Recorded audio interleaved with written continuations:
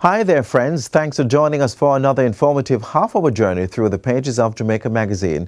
I'm your host, Adrian Atkinson. Today, we will be looking at an initiative to increase the country's forest cover, see what's happening on the latest phase of the Highway 2000 road development, and get your travel guide for this summer. Sit back and relax with these and more informative features to come, right after this important message.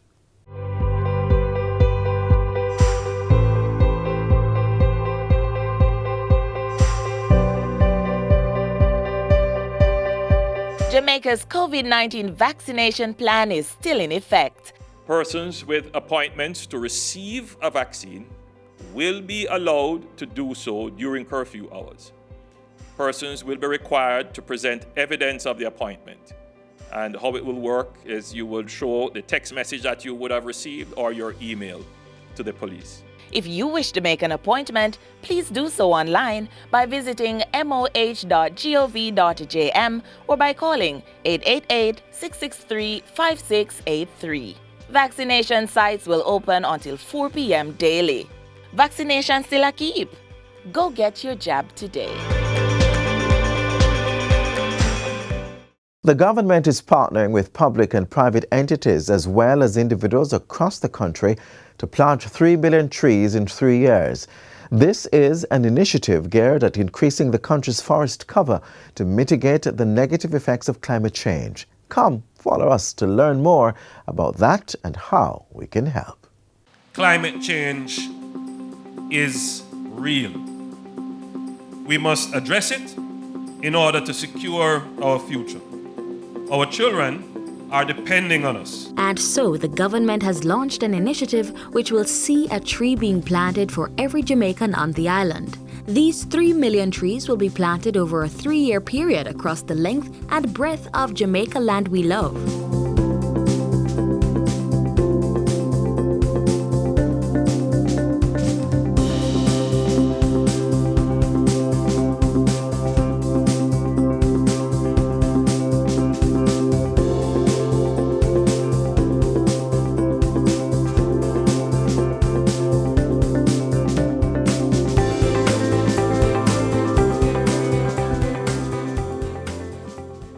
Planting trees, of course, is one of the ways in which Jamaica is taking deliberate, strategic, and decisive action to mitigate the effects of climate change. The program will be managed by the Forestry Department with support from the European Union's Development Fund. €1 million of the total amount will be specifically dedicated to reforestation and maintenance of degraded lands, with special attention to species that are indigenous to Jamaica. Our aim is to improve the resilience of our coasts, hillsides, and plains, while also improving the beauty of our urban centers, major thoroughfares, parks, and the added effect of offsetting greenhouse gas emissions. All the trees that we are planting over the next 3 years will be for nothing if we don't deal with the issue of the degradation of the forests. Ladies and gentlemen, if our forests are cut down without regard for sustainable forest management, we all know that our watersheds and our water supply challenges will worsen. The 3 Million Trees initiative will focus on 3 main areas. It would be one that protects our coast, including mangroves, one that does general forestation, one that includes urban forestation, and on the other side, so we're going to have a national fruit tree planting program of 3 million fruit trees to be planted as well. In addition to 1,000 Hope interns that will benefit under the program, employment opportunities will be provided for persons from communities adjacent to areas to be planted.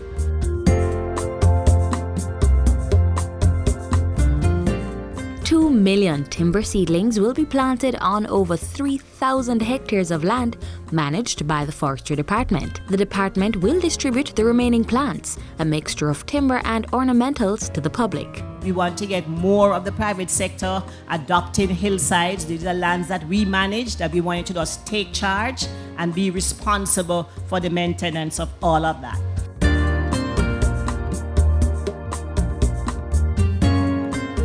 To ensure that the seedlings remain viable and transition into healthy forest, a mobile app using GPS technology is being finalized.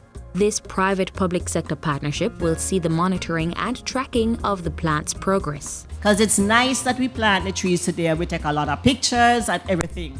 But what happened to those trees afterwards? So we really want everybody to ensure that the trees we plant today, we return to them, ensure that they are still growing, and check on the trees we planted last year. We are taking a different approach with this project to ensure its success.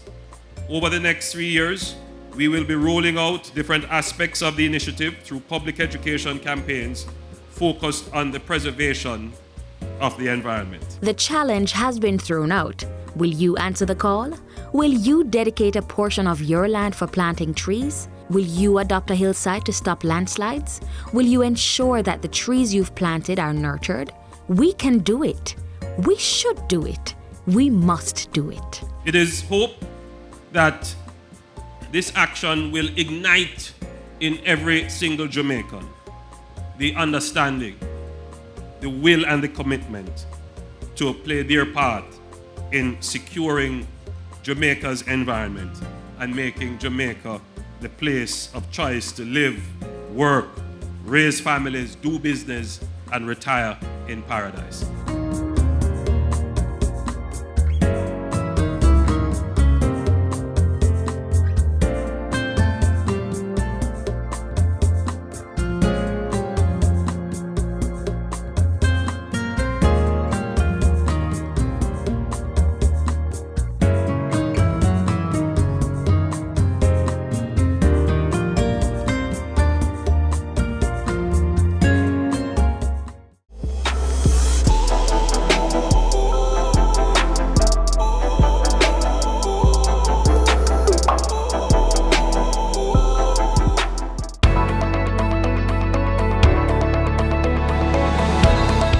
My name is I'm the president of the Jamaican Bar Association. We are grateful for all the investment which has taken place in our technological infrastructure.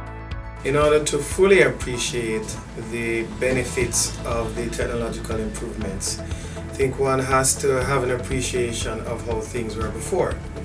So if you're an attorney at law who was situated in, for example, Montego Bay, and you had a matter in the Supreme Court, it could be a chambers hearing, could have been for a few minutes.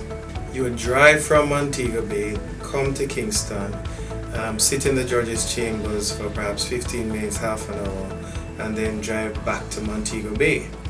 So you will see there very readily that 4 hours of productive time easily, and that's assuming you drove enthusiastically, would have been lost, if not more, without the benefit of the technological improvements.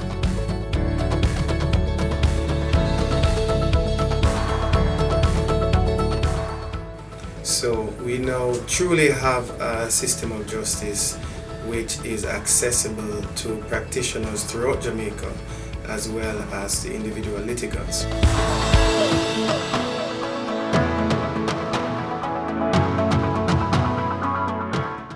This time last year, most of us could not travel or enjoy attractions locally. But this year, things have changed a bit. As the country slowly begins to return to normal, we want you to stay safe on your summer escapades.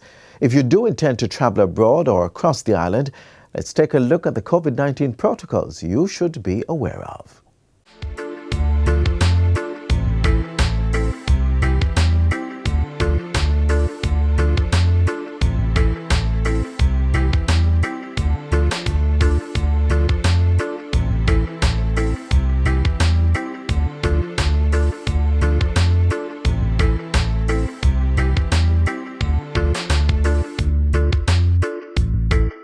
Remember that period when air travel wasn't being accommodated and summer was at a standstill? Well, now with vaccines both a reality and a possibility, much of the world seems to be stepping out from its cocoon.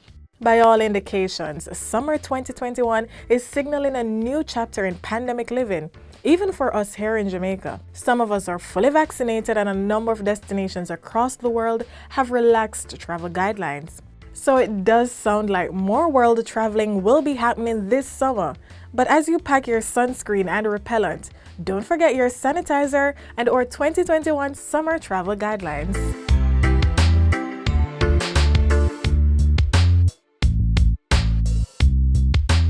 Safe to say, many travelers will be taking advantage of the summer opportunities that we spent over a year wistfully dreaming of. If your travel destination is right here in Jamaica, here are your guidelines. First, are you fully vaccinated? People are considered fully vaccinated 2 weeks after their second dose in a 2-dose series, such as Pfizer or Moderna vaccines, or 2 weeks after a single-dose vaccine, such as Johnson & Johnson's vaccine. But even after vaccination, you may still need to continue taking precaution. Before you travel anywhere, make sure you understand and follow all airline and destination requirements and check the current COVID-19 situation in your destination.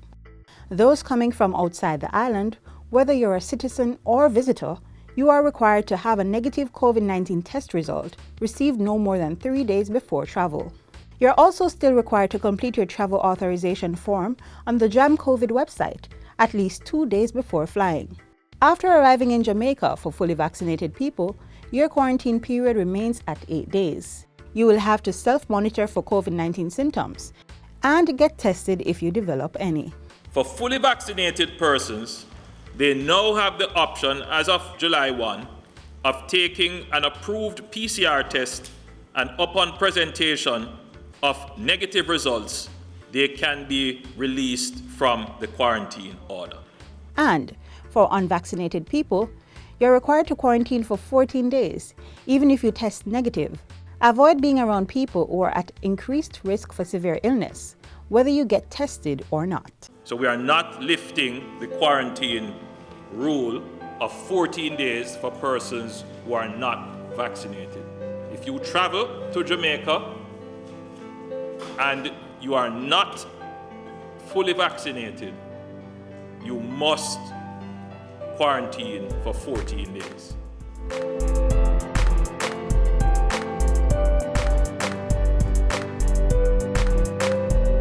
If you're venturing off island, it's most likely going to be via airplane. And we can't disregard that there are still some pandemic pains when it comes to flying. So if you haven't been on a flight in a while, here are some tips to keep in mind for an easier flying experience this summer. Still mask up. Even if you're fully vaccinated, it doesn't mean you should throw away your mask supply. Some airports provide complimentary masks and hand sanitizer, and many airlines distribute disinfecting wipes upon boarding so passengers can clean their own area, just as an added measure for assurance. Empty seats are getting fewer. If you're flying this summer, you can expect flights to be more crowded and possibly sold out. That's partly because the effort many airlines make to block middle seats between passengers during the early stages of the pandemic have retracted. Some requirements continue. Some restrictions like negative COVID-19 test result are still in place, especially for international travel. A number of airlines are making it easier to get tested with airport testing options for passengers headed to some Caribbean islands and other places. Some airlines will turn away passengers who do not have the appropriate documentation available before boarding. Remember, regulations can change within destinations, so when planning a trip, review what is needed as your travel date approaches.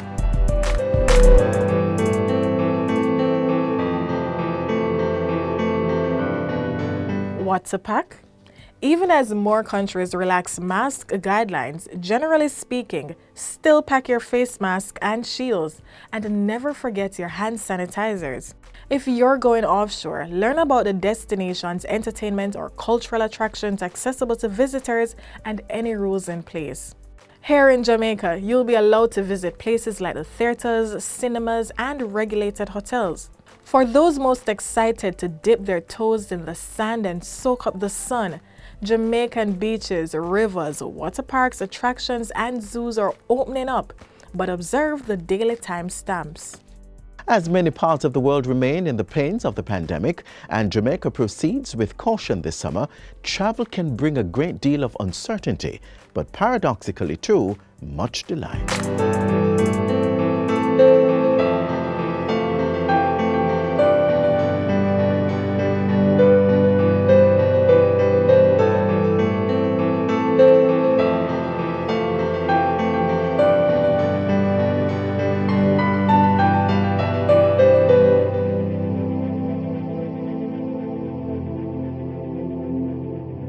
Jamaica, we are in the throes of a pandemic. COVID-19 cases are on the rise. COVID-19 related deaths are climbing. COVID-19 bed capacity at our hospitals has been maxed out. Yet still, some of us continue to flout the COVID-19 containment measures. Some of us still refuse to wear masks in public places. We still gather in groups of more than 10. We still break the curfew hours. And we still attend illegal parties. Wise up! Take responsibility for your health. Safeguard the health of your loved ones. Obey the COVID-19 protocols.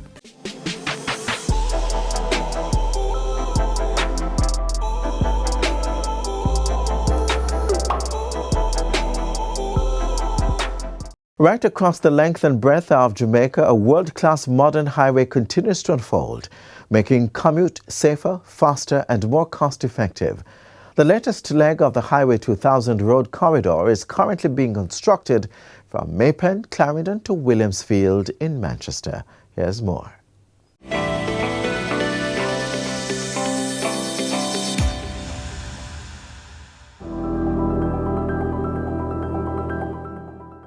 Transforming the landscape one leg at a time. Winding, wrapping, reaching and hugging the contours of some of our highest points, this is Highway 2000. Highway 2000 is a major infrastructure program for Jamaica that NROC oversees. We started out as far back as 1999, where we had phase 1. Initially, that ended at Sandy Bay. Then we added one another phase called phase 1B, which ended at Maypen Roundabout. We were engaged also in phase 2, which started from Caymanas in St. Catherine and ended at Miami Bay in Ocherius. That is what we call phase 2A. Additional phases now includes phase 1C, which starts at Maypen Roundabout and ends at Williamsfield. There are other phases in the pipeline for the future, which will see what we call phase 2B, starting at Williamsfield and ending somewhere around in Montego Bay. And that is our long-term plan, as well as the linkages with the upcoming Montego Bay Perimeter Road, and then that would be our major Highway 2000 project. This part is $188 million for the construction of the highway. The project is being done with China Harbour and the government of Jamaica through the Ministry of Economic Growth and Job Creation. And NROC is the implementing agency. So we engage the contractor on a daily basis as to the project's overall implementation. So we have all the necessary oversights for quality, safety and construction management representing the government. And as such, our role is very specific to ensure that the construction is done on time, with quality and within the budget. And our expectation is that our contractor will cooperate based on the contract arrangement to complete the project in the time specified, which is October 2022. The project is a 3-year project. It started in 2019 and it will end in 2022, October.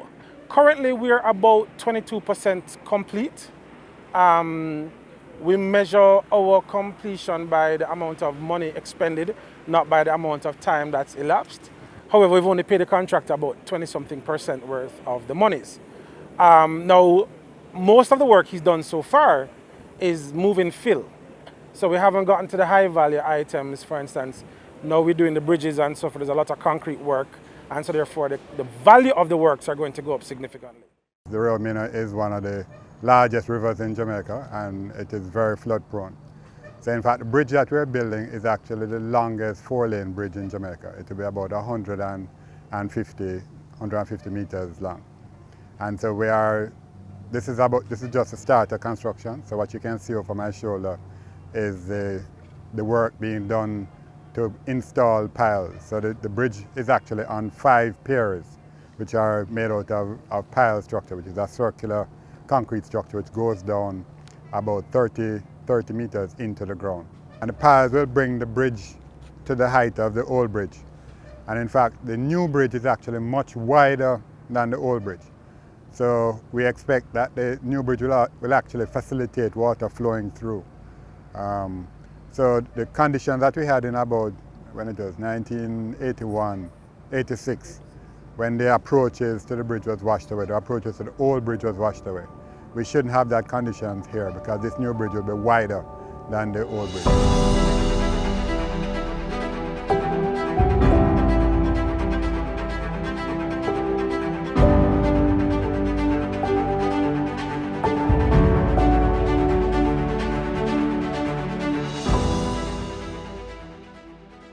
We expect over the next few months to see an acceleration in the type of fill that happens as the contractor makes his way through the hills.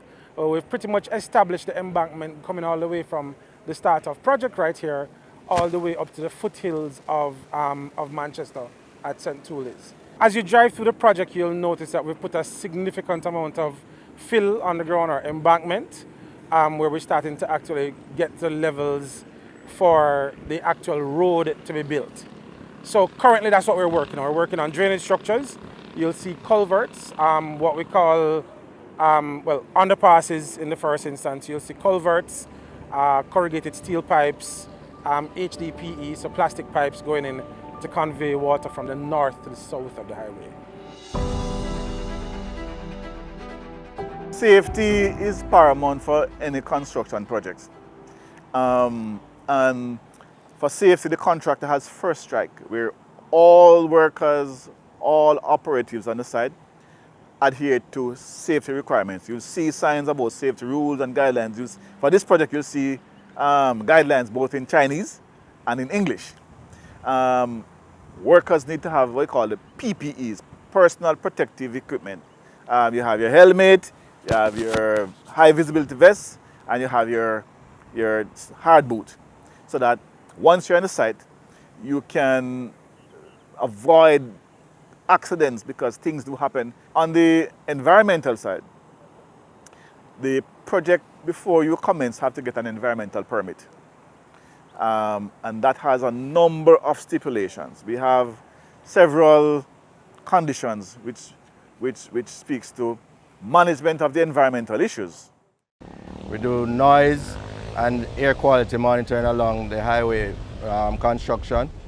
As you had seen earlier, we showed you two pieces of equipment we use. The noise meter, which essentially measures the noise over a 24-hour period, catching the levels every second.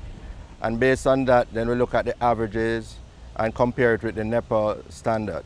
That standard is recognized day and night, and we look to see if we are exceeding it. And if that's the case, then what needs to be done to bring it back down so that the persons around will be comfortable.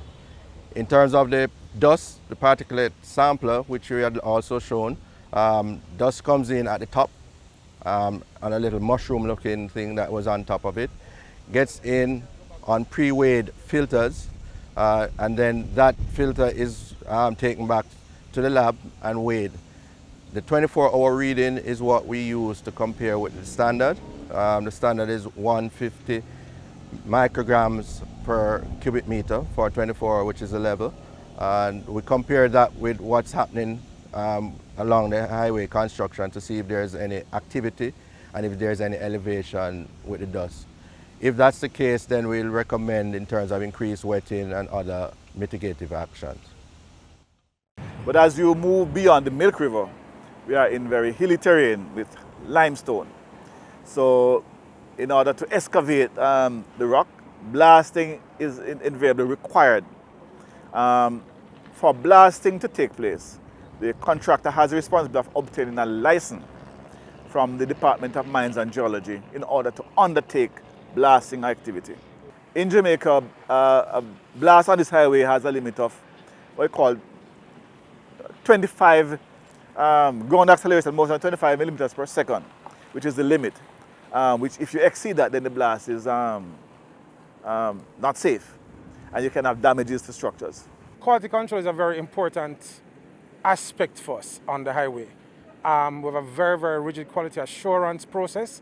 The contractor is expected to be certified both to AASHTO as well as to ISO for his works. What we do on the NROC side, with the assistance of our consultants, is to do the quality assurance. So the random checks to ensure that what the contractor is saying he has put in his quality plan is actually what he's doing.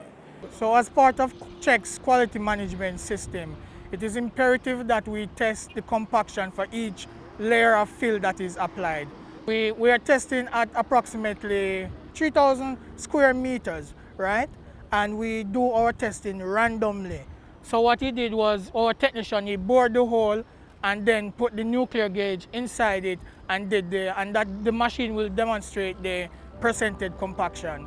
What we are looking for are readings above 95%, and I think he got far more than 95% there.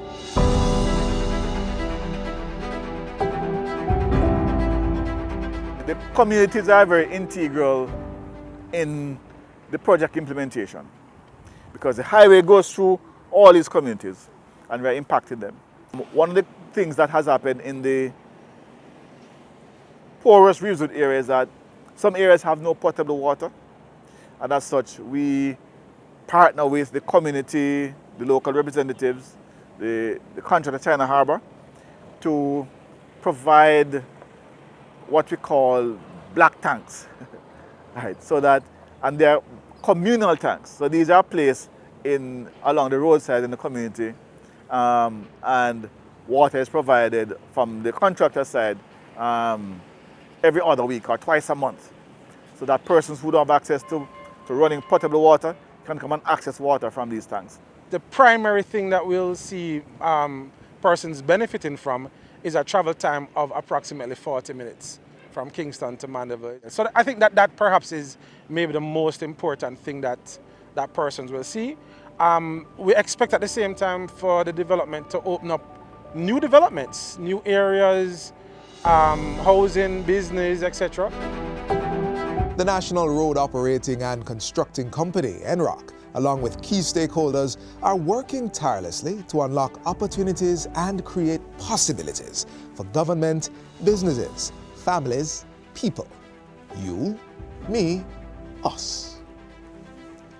A symbol of economic growth, extending logistical opportunities and taking spirited strides to improve on travel. A journey made possible by the National Road Operating and Constructing Company. Its length and breadth, its reach, its span. This is Highway 2000.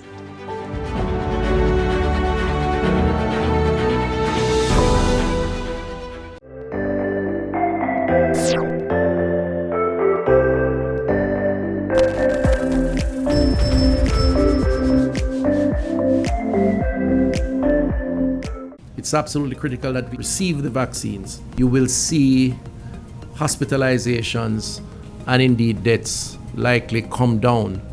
And so there is a lot of value to be gained by getting as many vulnerables on board as possible. So tell your mothers, tell your aunts, listen out for yourselves if you're over 60 and take the vax, because the vax is what will help you to guard against the COVID virus and indeed help your relatives, your friends, those who you come in contact with for the same benefit.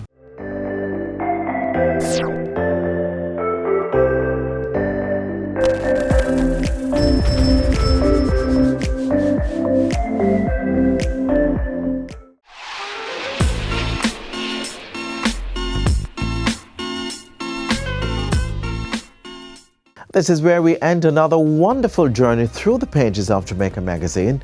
We value your company, so be sure to join us again tomorrow for another show. Until then, continue to watch these and other programs by logging on to our website, gis.gov.jm, or subscribing to our YouTube channel. You can also find us on all the major social media platforms and through our mobile app that's Android and iOS compatible. On behalf of the entire production team, I'm Adrian Atkinson, reminding you to follow the COVID-19 protocols and do stay safe.